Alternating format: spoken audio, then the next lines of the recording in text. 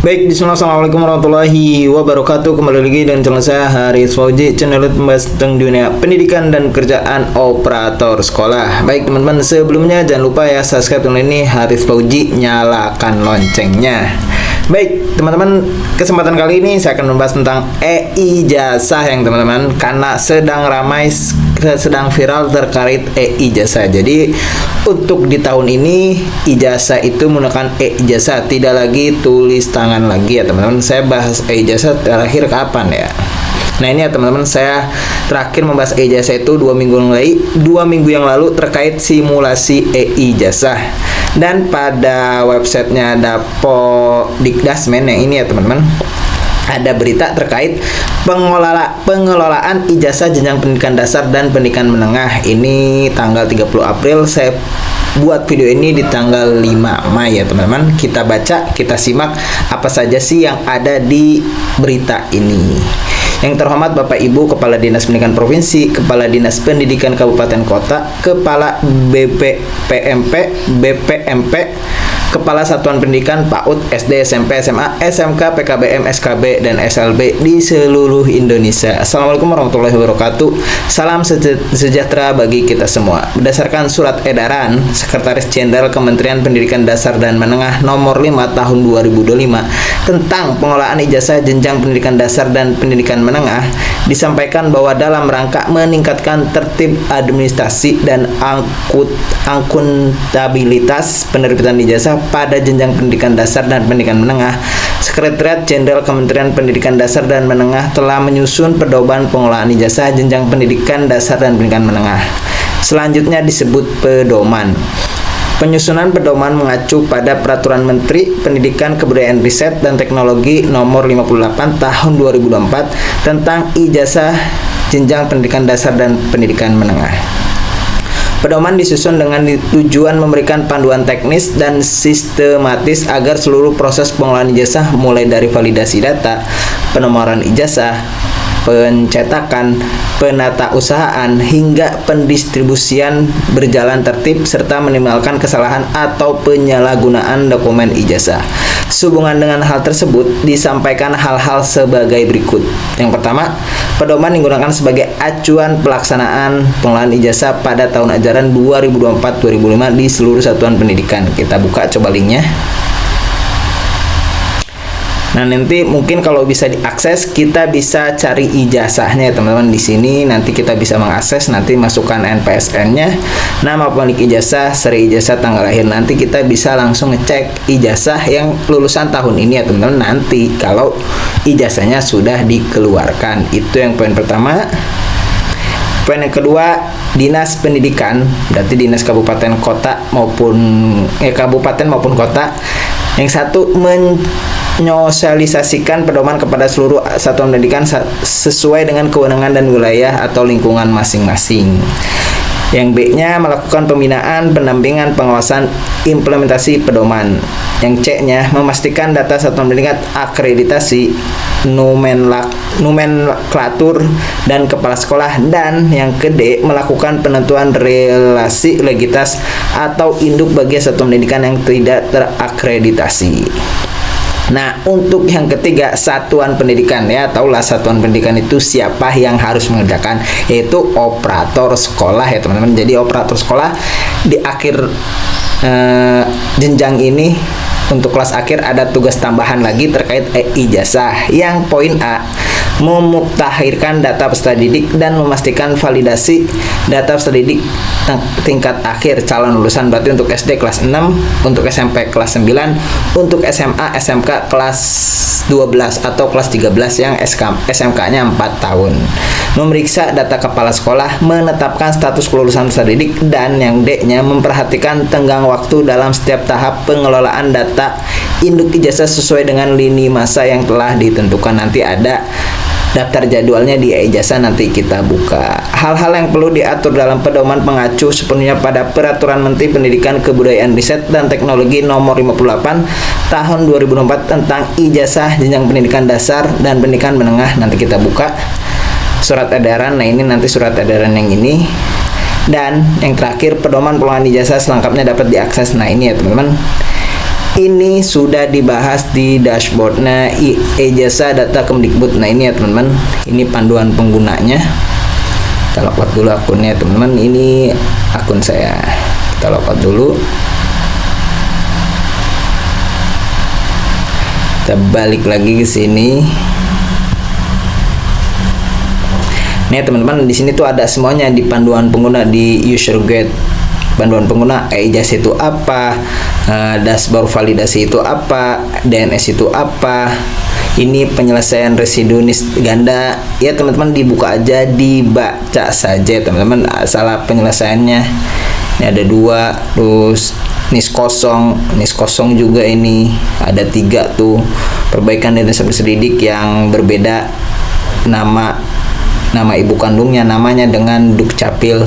Aslinya sudah dibahas di sini semua ya teman-teman. Teman-teman tinggal dibaca, dipraktekkan ya teman-teman, kalau emang ada yang sesuai dengan panduannya. Atau teman-teman bisa juga simak video saya yang terkait ijazah, sudah saya bahas kalau tidak salah di playlist ya. Saya sudah berapa kali buat bahas tentang ijazah yang ini ya teman-teman. Mana ijazah? Nah ini sudah ada 8 video.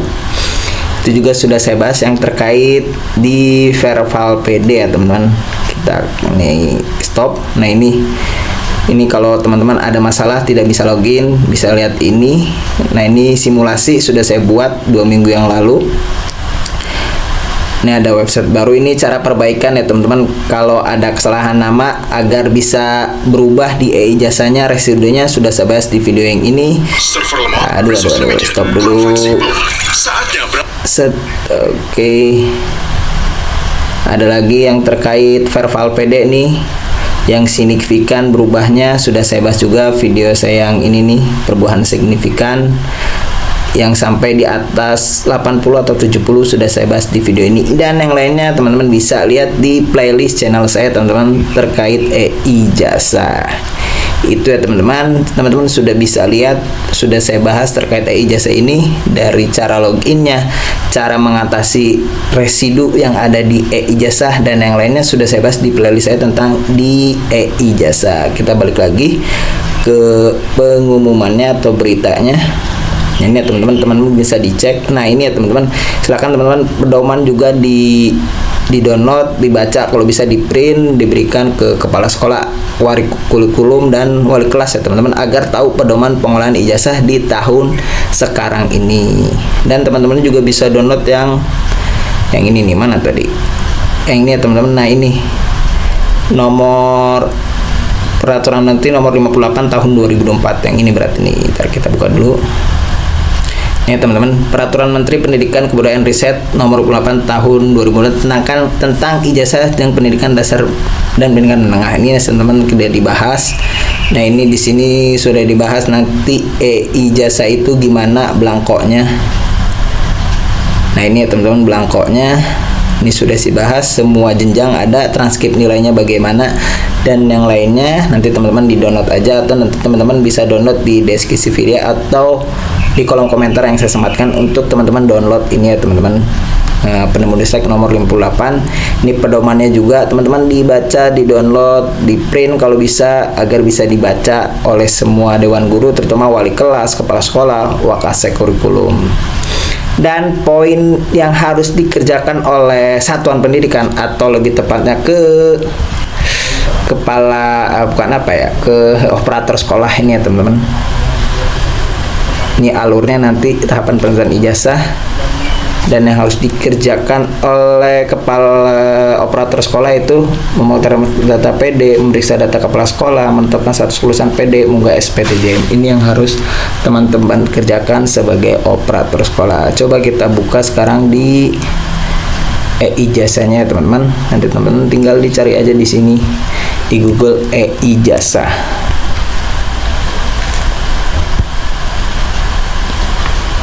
Login menggunakan akun SDM ya teman-teman. Login menggunakan akun SDM. Di sini login akun SDM. Nah ini sudah berubah jadi nama saya, berarti sudah login. Kita ke manajemen ijazah. Ditunggu dulu. Nah ini ya teman-teman, ada notif pemberitahuan untuk jenjang SMA SMK ya teman-teman, karena kan sudah mulai sekarang tuh pengumuman kelulusan untuk jenjang SMA dan SMK ya teman-teman, ya mengerti. Nah ini ya teman-teman tahapannya yang harus kita kerjakan: DNS, kelulusan, SPTJM, DNT, dan penomoran. Kita sebagai satuan pendidikan atau operator sekolah hanya sampai di poin 3. Nah ini teman-teman daftar jadwalnya. Nah ini kita untuk jenjang SMP SD itu masih tahap simulasi ya teman-teman. Simulasi itu sampai tanggal 30 Mei ini teman-teman. Berarti simulasi nanti kita masih bisa melakukan simulasi. Nanti saya bahas lagi deh untuk simulasi. Nanti saya contohkan lagi simulasinya, cara simulasinya bagaimana, wajib atau tidak. Intinya teman-teman, saya sarankan ikut simulasi ini agar tahu nanti alurnya bagaimana. Nah ini ya teman-teman, intinya untuk sekarang sampai 30 Mei simulasi, dan pastikan data peserta didiknya untuk yang kelas akhir datanya sudah valid. Nah ini teman, valid DNS, tidak ada lagi yang residu. Ada yang bertanya, bang apa sih perbaikannya sampai kapan? Ya kalau bisa jangan mepet-mepet di tanggal 30 Mei. Jangan mepet-mepet ketika ingin kelulusan. Diusahakan sebulan sebelumnya atau mepet-mepetnya 2 minggu sebelumnya sudah valid semua ya teman-teman di DNS-nya. Kenapa? Karena kan ada proses dari Dapodik ke Vervalpede. Dari Vervalpede dibenarkan, disesuaikan datanya masuk ke Dapodik agar masuk ke ijazah. Itu prosesnya agak lama, nggak sehari 2 hari. Ada yang lama sampai seminggu 2 minggu. Makanya jangan mepet-mepet ketika ada yang masih residu. Perbaiki masih jauh-jauh hari agar nanti bisa langsung masuk di valid DNS-nya ketika sudah mendekati tanggal 30 Mei. Oke, itu informasinya terkait berita yang ada di Dapodik Dasmin ya teman-teman yang ini.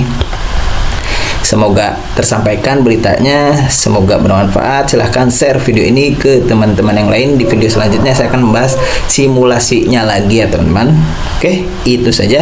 Semoga bermanfaat. Dan tentunya jangan lupa juga subscribe channel ini, Haris Fauzi, nyalakan loncengnya. Wassalamualaikum warahmatullahi wabarakatuh.